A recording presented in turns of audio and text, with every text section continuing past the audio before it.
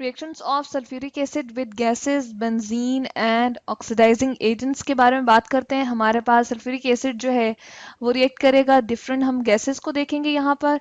इसके अलावा बेंजीन को लेंगे यहाँ पर हम, ठीक है, और जो कि हमारे पास लिक्विड फॉर्म में होगी, और ऑक्सीडाइजिंग एजेंट्स हम देखेंगे कि उनके साथ कैसे रिएक्ट करता है। तो फर्स्ट ऑफ ऑल हम ऐसा करते हैं कि गैस के साथ देखते हैं कि हमारे पास जब सल्फ्यूरिक एसिड होता है हम लिखते हैं H2SO4, और जिस तरह से कांटेक्ट प्रोसेस में भी हमने इसको देखा कि हमारे पास क्या होता है, ये सल्फर ट्राइऑक्साइड गैस के साथ जो है रिएक्ट करता है, ठीक है, और क्या बना देता है जी, हमारे पास ओलियम जनरेट करके देता है, ठीक है। तो यहाँ पर हम प्रोसेस को देखते हैं, हमारे पास बन जाता है H2S2O7, ठीक है, तो इसको हम कहते हैं जी ओलियम।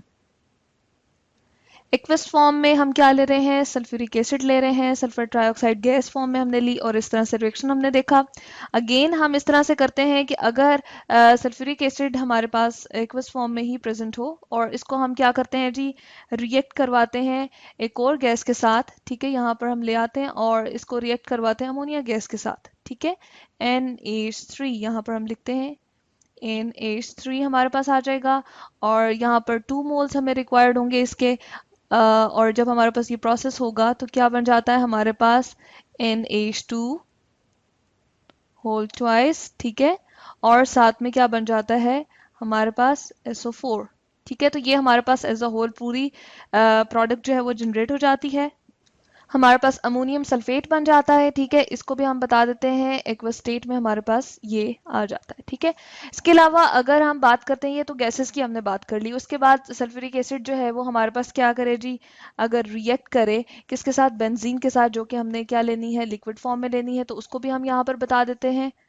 हमारे पास इसने क्या किया जी, बेंजीन के साथ सल्फ्यूरिक एसिड ने रिएक्ट किया, तो हमारे पास क्या बना दिया, बेंजीन सल्फोनिक एसिड बना दिया, ठीक है। हम इसको लिख देते हैं, ये हमने उसका फार्मूला लिख दिया है, और इस तरह से हम इसका नाम भी लिख देते हैं, बेंजीन हमारे पास आ जाएगा बेंजीन सल्फोनिक एसिड, ठीक है। तो इस तरह से हमने देखा कि हमारे पास क्या बन गया है, बेंजीन सल्फोनिक एसिड, और साथ में हमारे पास प्रोड्यूस हो गया वाटर, ठीक है। तो इधर हमने देखा कि हमारे पास ये बेंजीन के साथ किस तरह से H2SO4 जो है वो रिएक्ट कर जाता है। इसके अलावा ऑक्सीडाइजिंग एजेंट जो हमारे पास, अगर हम बहुत ही नॉन ऑक्सीडाइजिंग एजेंट को यहाँ पर बताएं, तो हमारे पास क्या आ जाता है जी, KMnO4, ठीक है, पोटाशियम यहाँ पर हम लिखते हैं, और फिर मैंगनीज है, और फिर O4, इस तरह से हमने लिखा पोटेशियम पर मैंगनेट हमारे पास आ जाएगा। और इसके हमारे पास क्या होगा जी, रिएक्शन को हमने देखना है सल्फ्यूरिक एसिड के साथ। अब क्या होता है हमारे पास, सल्फ्यूरिक एसिड जब इसके साथ रिएक्ट करता है तो हमारे पास क्या होता है, ओवरऑल रिएक्शन की भी हम देखेंगे, यहाँ पर बात करेंगे। और यहाँ पर जब हम देखते हैं तो इसके केस में हमारे पास अटोमिक ऑक्सीजन जनरेट करके देता है, ठीक है। तो यहाँ पर हम देखते हैं कि हमारे पास 3 मोल्स ऑफ सल्फ्यूरिक एसिड जो है रिएक्ट करेंगे KMnO4 के 2 मोल्स के साथ, ठीक है। चले हम इसको इस तरह से करते हैं कि पहले हम इसका पूरा का पूरा रिएक्शन लिखते हैं, किस तरह से होगा हमारे पास एटॉमिक ऑक्सीजन किस तरह मिलेगी। हमारे पास क्या होगा जी, जो हमारे पास KMnO4 ऑक्सीडाइजिंग एजेंट है, तो एटॉमिक ऑक्सीजन जो है लिबरेट करता है और किसी दूसरे पर्टिकुलर रिएक्शन को ये ऑक्सीडाइज करने के काम आता है। अब हम देखेंगे कि हमारे पास क्या प्रोड्यूस हो जाता है, K2SO4, ठीक है, और साथ में हमारे पास क्या बनता है, ये जी पोटेशियम सल्फेट हमारे पास बन गया है, और इसके साथ साथ हमारे पास बनता है MnSO4, ठीक है। और इसके साथ साथ हमारे पास क्या जनरेट होगा जी, हमने एटॉमिक ऑक्सीजन की बात की थी, और हमारे पास वाटर भी बन जाएगा, और साथ में हमारे पास क्या बनेगा, एटॉमिक ऑक्सीजन, ठीक है। अब हम इसको बैलेंस करते हैं। अब हम देखेंगे कि हमारे पास ऑक्सीजन इस तरफ कितनी है, हम देख रहे हैं 4 है, ठीक है, और सल्फेट जबकि हमारे पास इस तरफ कितने हैं, हमारे पास 2 हैं, ठीक है। तो यहाँ पर हमारे पास कितने हैं जी, सल्फेट हमारे पास 1 है। हम अब देखते हैं कि सबसे पहले हम ऑक्सीजन को अगर बैलेंस करें तो हमारे पास क्या है जी, यहाँ पर 4 है, जबकि यहाँ पर 1 और 2 हैं, सिर्फ ऑक्सीजन की बात करें सल्फेट से हटके। और पोटेशियम को देखते हैं जी, यहाँ पर 2 है जबकि यहाँ 1 है, तो हमें यहाँ पर क्या लगाना पड़ेगा, 2। जब हमने यहाँ पर 2 लगाया तो 4 2 जार 8 हो गई हमारे पास ऑक्सीजन। इसके लिए हमें क्या करना पड़ेगा, यहाँ हम 5 लगा लेते हैं और यहाँ हम 3 लगाते हैं, तो फिर हमारे पास ऑक्सीजन दोनों साइड पे क्या होगी, बैलेंस हो गई है, ठीक है। अब इसके अकॉर्डिंग अगर हम देखें तो हमारे पास क्या है, मैंगनीज यहाँ पर टू हुआ है तो यहाँ पर भी हमें क्या करना पड़ेगा, टू पुट करना पड़ेगा। अब सल्फेट को हम देख रहे हैं जी, वन टू, ठीक है, और थ्री, थ्री हो गए तो यहाँ पर शुरू में हमें क्या लगाना पड़ेगा, थ्री।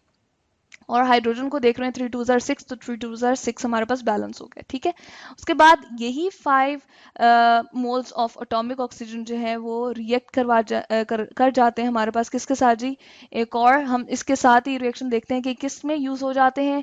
ये हमारे पास FeSO4, ठीक है, इसको ऑक्सीडाइज करने में हमारे पास इस्तेमाल हो जाते हैं, ठीक है। इस तरह से हम देखते हैं जी हमारे पास क्या होता है, यहाँ पर H2SO4 अगेन जो है वो आधा यहाँ पर हमें लिखना पड़ेगा, यूज होगा, ठीक है, इस वाले रिएक्शन में भी।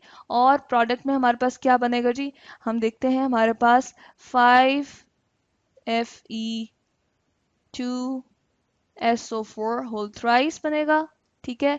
अब यहाँ 5 लिखा तो हमें यहाँ पर आयरन को बैलेंस करते हुए 5 लिखना पड़ेगा, ठीक है।